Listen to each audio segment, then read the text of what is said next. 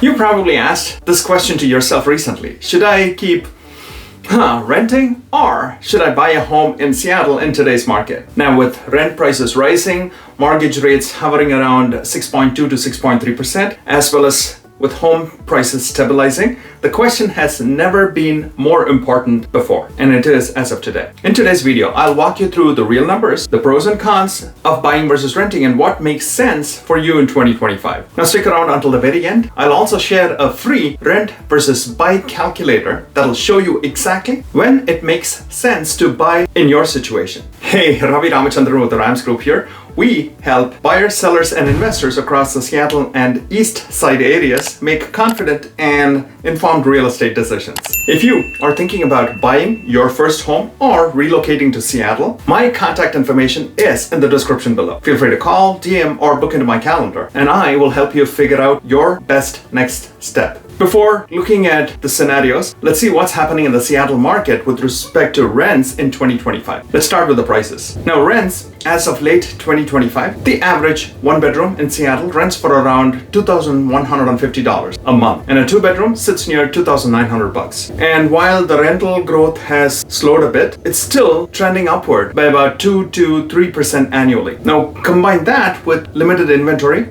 and competitive rental applications, and you can see why many renters are starting to question, is this sustainable? Now, if you're paying $2,800 a month, that's about $33,600 a year that ultimately builds zero equity for you. So let's see what buying looks like right now after discussing what the rental situation is. If you purchase a $700,000 home with about 10% down and at a 6.3% mortgage rate, your monthly payment would be around $4,400 to $4,500, including taxes and insurance, approximately, give or take, and HOA if any. Now, at the first glance, yes, it's higher than rent, but here is the key difference. A large portion of that payment goes towards building equity and your long-term wealth. Super cool. And with Seattle's long-term price appreciation rate averaging about 5 to 6% annually, your home's value could increase by $35,000 to about $40,000 per year. Again, this is basing it off of the $700,000 investment that you made. Now, that's silent return that renters absolutely never see. So after looking at the pros and cons of renting versus buying, let's also see when renting makes sense. Let's be fair, renting isn't always bad. There are specific scenarios where it absolutely makes sense. Now, if you're new to the city, or unsure about your job stability, or are saving up for a stronger down payment, renting gives you flexibility. Absolutely, no denial there, right? But if you plan to stay in Seattle for 3+ years, buying almost always wins financially, especially with the rate buy-down programs and seller concessions that are available as of now.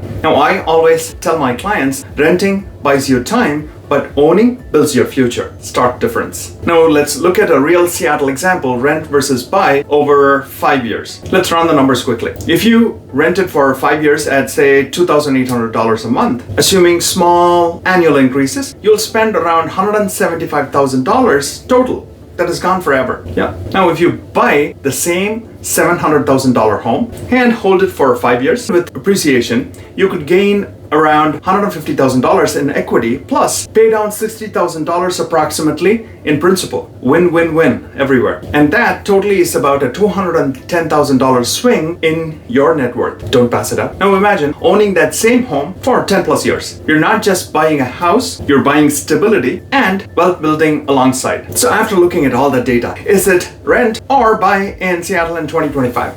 That's a great question. If you are financially ready and plan to stay for, say, 3+ years in Seattle, buying is still one of the smartest moves you can make. But if flexibility matters most right now to you, renting temporarily can make sense too. Then only you can decide. Now, do you want my free rent versus buy calculator to see your personal numbers? Comment buy below and I'll send it your way. Now, my information is in the description below. Feel free to call, DM, or book into my calendar for a no obligation, private, detailed analysis of the rent versus buy scenario and a rundown for your specific situation. You leave the session fully informed, so get in touch. I'll talk soon. Bye.